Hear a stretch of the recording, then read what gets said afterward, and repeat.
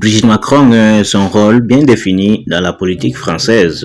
Brigitte Macron, vous la connaissez tous, elle est la femme du président de la République, sous le feu de projecteurs depuis 2017, dont depuis la première élection de son mari, réélu en 2022, en 2027, cela fera donc 10 ans que son époux et elle font la une de médias.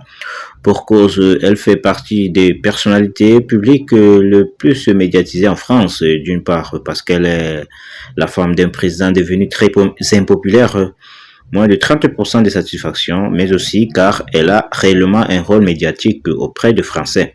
Plus qu'un rôle médiatique, elle a un rôle de médiateur. Actuellement, le français apprécie davantage Brigitte que Manuel et certains pensent même qu'elle connaîtrait mieux le terrain que son mari. En charge de pièces jaunes et présidente de la Fondation des hôpitaux, elle représente effectivement une figure humanitaire chez le français, mais aussi une figure plus humaniste que celle de son mari.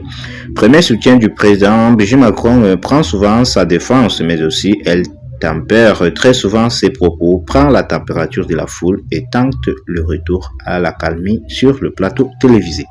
Celle qui a soutenu son époux quand il perdait des alliés a donc un rôle important dans cette entreprise politique.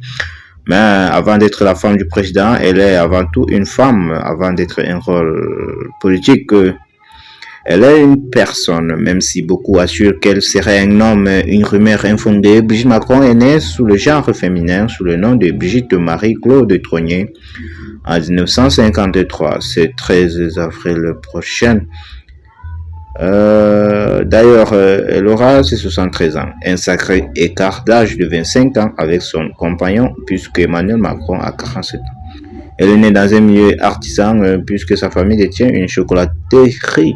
Grâce à ses parents, Brigitte Macron s'est construit un patrimoine immobilier hérité de son père.